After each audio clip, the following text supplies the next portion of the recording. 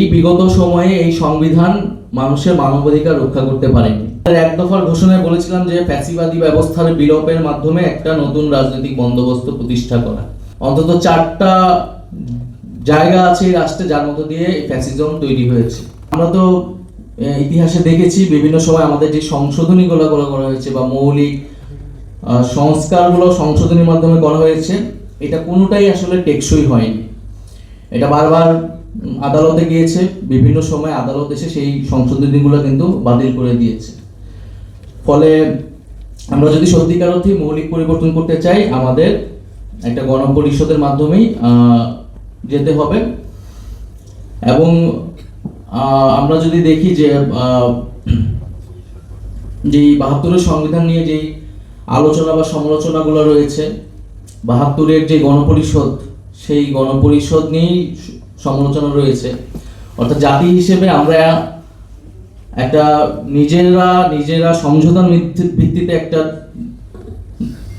জাতীয় চুক্তি বা সংবিধান তৈরি করতে পারবো, সেই সক্ষমতা এখন আসলে অর্জন করে উঠতে পারিনি। এবং একটা গণ অভ্যুত্থানের পরে যখন আমাদের সামনে সেই সুযোগ এসেছে, আমরা সেই সুযোগটাকেও এখন অস্বীকার করছি বা হারাতে যাচ্ছি।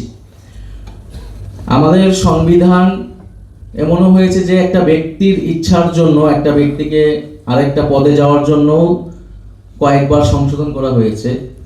কিন্তু একটা গণ অভ্যুত্থানের পরে এত মানুষ রক্ত দিয়েছে, তারপরও আমরা সংবিধানকে মৌলিকভাবে পরিবর্তনের জন্য সম্মত হতে পারছি না। এটা আমাদের জন্য দুঃখজনক।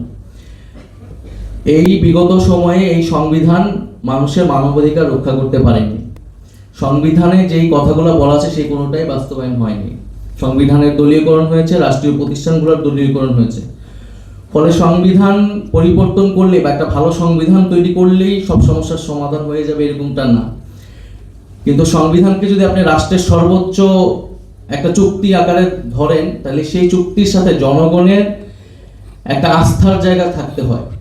বিগত সময় কিন্তু সেই আস্থার জায়গাটা নাই। ফলে একটা নতুন সংবিধান তৈরি করার মাধ্যমে কিন্তু আপনি জনগণের সাথে সেই রাষ্ট্রের সম্পর্ক, সেই আস্থার জায়গাটা কিন্তু আবার স্থাপন করতে পারবেন। আরেকটি বিষয় হচ্ছে যে আমরা এখন তাবৎ যে আলোচনা করছি রাষ্ট্র সংস্কারের, সংবিধান সংস্কারের, সেটা কিন্তু এই যে ফ্যাসিবাদী ব্যবস্থা বিলোপের একটা ছোট্ট অংশ মাত্র। আমরা আমাদের এক দফার ঘোষণায় বলেছিলাম যে ফ্যাসিবাদী ব্যবস্থার বিলোপের মাধ্যমে একটা নতুন রাজনৈতিক বন্দোবস্ত প্রতিষ্ঠা করা। ফ্যাসিবাদী ব্যবস্থার মধ্যে আমাদের দৃষ্টিতে অন্তত 4টা জায়গা আছে এই রাষ্ট্রে যার মধ্য দিয়ে ফ্যাসিজম তৈরি হয়েছে।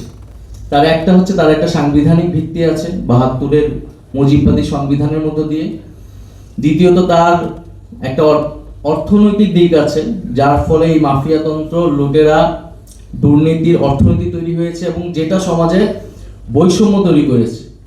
ফলে সেই বৈষম্য দূর করতেই কিন্তু মানুষ আসলে রাজপথে নেমে এসেছে। তৃতীয়ত তার একটা রাজনৈতিক দিক আছে, যে দমন পীড়ন, মানবাধিকার হরণ করেছে, বিরোধী মতকে দমন করেছে, অর্থাৎ যে বাকশালী চরিত্র সেটি আসলে ফুটে উঠেছে। আরেকটি তার সাংস্কৃতিক দিক আছে, সাংস্কৃতিক ফ্যাসিজম আছে, যেটা বাংলাদেশের যে সাংস্কৃতিক বহুত্ব সেটাকে অস্বীকার করেছে।